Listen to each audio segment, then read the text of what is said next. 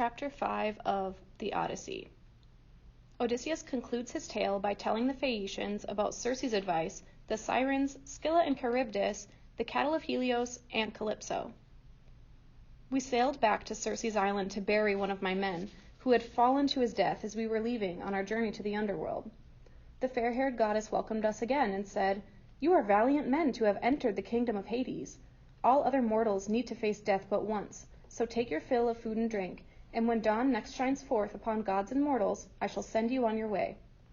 Then Circe said to me, "Listen while I explain the course of your journey so that you will know how to proceed without further suffering. First of all, you will come upon the two Sirens. Anyone who is foolish enough to approach them will never return. They sit upon their island and tempt those who sail nearby with their beautiful songs, and anyone who cannot resist them becomes their victim. He joins the decaying bodies and mounds of bones that surround them. Before your swift ship comes upon the Sirens, you must fit soft wax into the ears of all your men so they cannot hear the Sirens' sweet voices as they row past. If you wish to hear the songs yourself, stand with your back against the mast of your black ship and command your companions to tie your hands and your feet to it, fastening the ropes to the ends of the mast beyond your reach. Tell them that when you plead with them to untie you, they must instead bind you even more securely." "Once you have passed the Sirens," Circe continued, "you will be faced with a difficult and dangerous choice. One way will take you between the clashing rocks, where mighty waves rush this way and that as they crash into the steep cliffs that line the narrow channel. Not even birds can survive a flight between these crags. With one exception, no ship has ever escaped destruction there, for the tossing waves tear apart the timbers of the strongest ship and send the bodies of those on board headlong into the fearsome waters, where they quickly perish. It is true that Jason's ship, the Argo, passed safely through it on its return with the Golden Fleece, but it too would have been smashed upon the mighty rocks had not the goddess Hera loved Jason and saved his ship." Circe then said, "The other way will take you through another very narrow channel. On one side, a mountain rises so high above the water that its sharp peak is always shrouded in clouds. No mortal can set foot upon its cliffs, for the rock has been worn smooth and slick. Halfway up the cliff is a cave, where the hideous monster Scylla lives.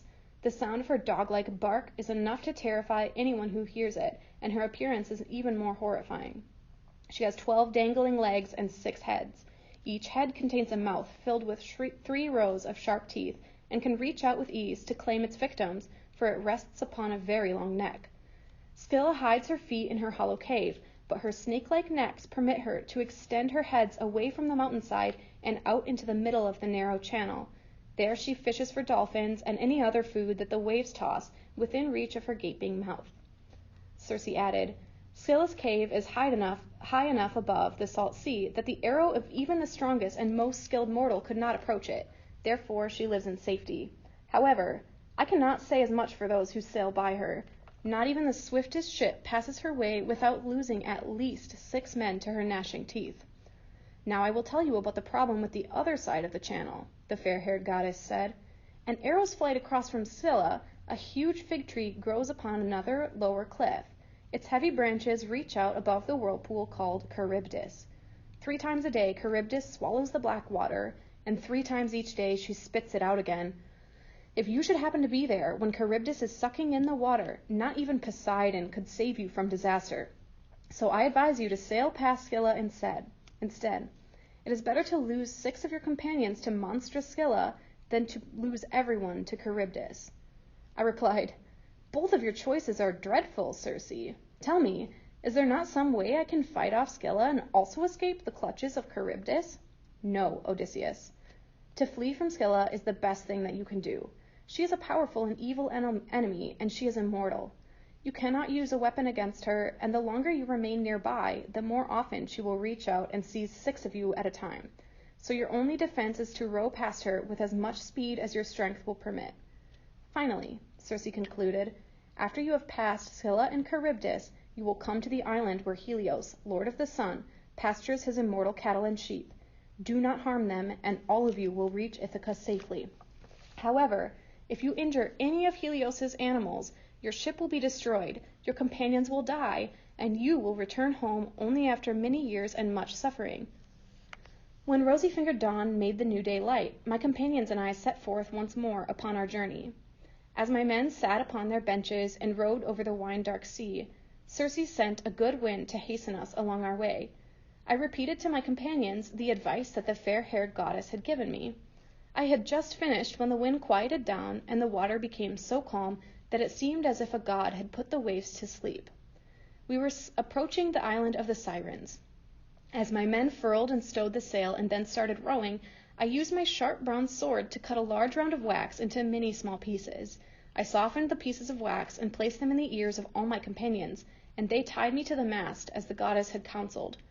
The Sirens noticed our swift black ship when we were about a shout's distance from their island. "Come to us, noble Odysseus, honored one among the long-haired Greeks. Listen to our song and become a wiser man, for we sing about things yet to come as well as about things that are past." As I heard their lovely voices, I motioned with my head for my companions to untie me, but instead 2 of my men bound me more closely with other ropes, while the rest rowed steadily past the Sirens. Once I could no longer hear their singing, I motioned for my men to remove the wax pieces from their ears. When they had done this, they removed my bonds. We finished just in time, for I could see that our next problem lay just ahead of us. The smoke and sound of the crashing waves so terrified my companions that they stopped their rowing. I walked among them and tried to encourage each one. Surely what lies ahead of us now is no worse than what we lived through when the Cyclops, Polyphemus, confined us in his hollow cave. My intelligence, advice, and courage saved us then, and they will save us now, so listen well to my counsel. Rowers, stay seated and row with as much strength and speed as you can, I commanded. Steersmen, keep our hollow ship close to the sheer cliff that rises across from the smoke and the crashing waves. Let us hope that Zeus will permit us to escape this danger. I did not dare tell my companions about Scylla, for I was certain that they would be so terrified they would stop rowing and simply sit crouched together in the hold of our hollow ship. However, in spite of Circe's advice, I put on my glorious armor. Then, armed with a spear in each hand, I searched the misty mountain for the monstrous creature. I looked until my eyes became weary, but I could not see her anywhere. So we ventured up the narrow channel. We kept our eyes upon the far side, where Charybdis was actively stirring up the salt sea. Whenever she spewed forth the water she had swallowed, she would first boil and bubble like the contents of a cauldron over a high fire. Then she would burst forth with such strength that a misty spray would drench the cliff tops on both sides of the channel. Her eruption was frightening enough, but our hearts overflowed with terror as we watched her suck into herself all the surrounding sea. The sheer cliffs resounded with a mighty roar as the loud-sounding sea rushed inward upon itself, revealing the black, sandy earth at the bottom of the channel. As our minds were fixed upon the hope that Charybdis would not swallow our hollow ship, Scylla's mouths fastened upon my 6 strongest companions. In desperation, they cried out for my help, but by the time I noticed them, their arms and legs were waving high above me, and my bronze spears were useless. As a fisherman standing on a rocky ledge lowers his long pole into the sea to attract small fish, then gets a bite and tosses the squirming fish behind him upon the shore, so Scylla caught my 6 companions, lifted them up to her den, and threw their writhing bodies behind her into her hollow cave.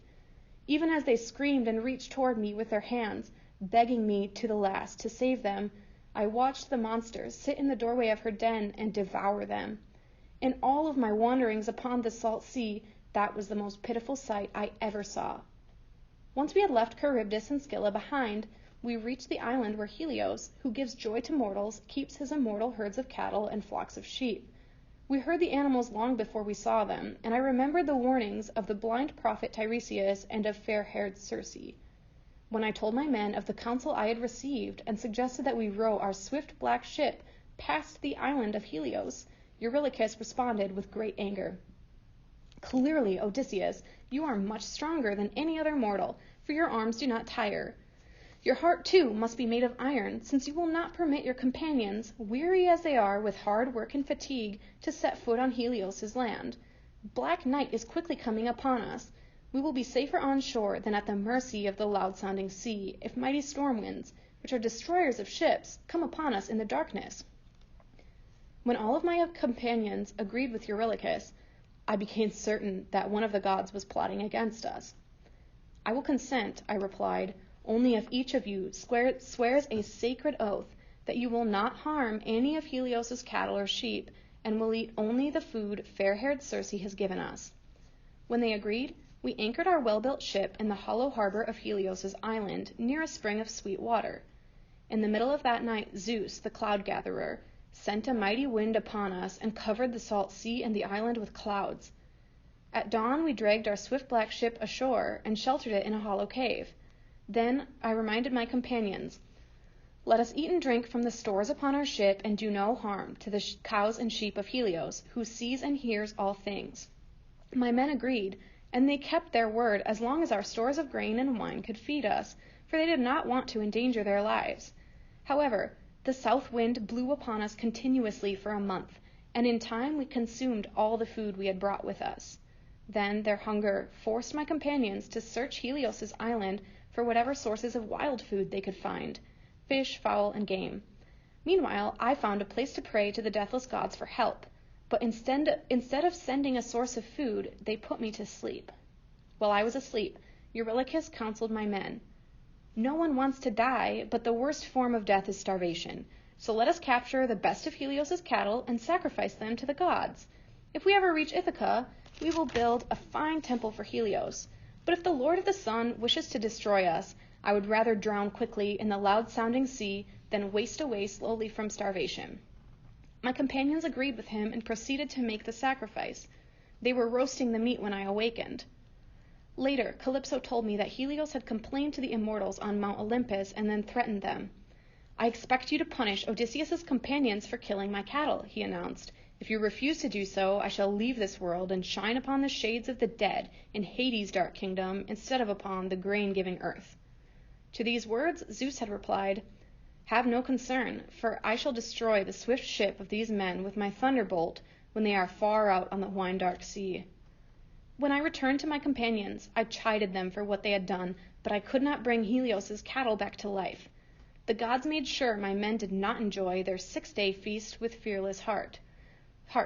While the meat was roasting, we could hear the sound of cattle lowing, the hides crawled, and the meat upon the spits bellowed as if it were still alive.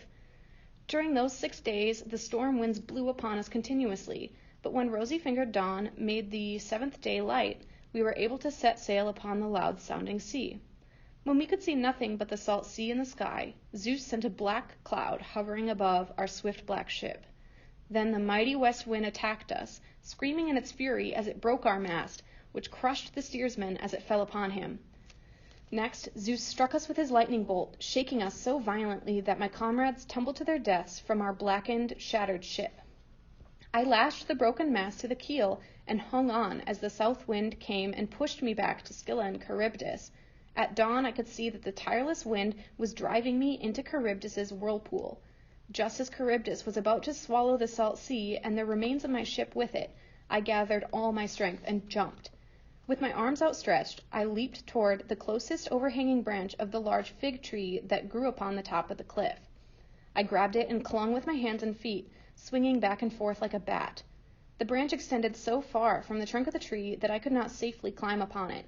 I could only hope that my arms and legs were strong enough to support my weight until Charybdis spewed forth the remains of my swift ship. My heart overflowed with joy when the wreckage reappeared with the surge of the loud-sounding sea. I dropped from the branch and fell into the salty water not far from the keel of my ship. Climbing upon it, I rowed away, using my hands as oars. The Lord of Olympus kindly did not let Scylla see me, for if she had, I never could have escaped her. I drifted in this manner for 9 days. I reached Calypso's island on the 10th night. This fair-haired goddess rescued me and welcomed me into her home. She would have made me immortal if I had chosen to remain with her, but my heart constantly longed for my homeland and my dear wife Penelope. Even so, I was forced to remain with Calypso for 7 long years. When the 8th year arrived, the goddess suddenly decided to let me go. She even sent me forth on my raft with food, wine, clothing, and a soft breeze. I do not know whether a message from Zeus, Lord of Olympus, changed her heart, but it would not surprise me if that were so. This ends the tale of my wanderings over the wine-dark sea. The words of Odysseus were greeted with silence and awe in the Phaeacian palace. That was chapter 5 of the Odyssey.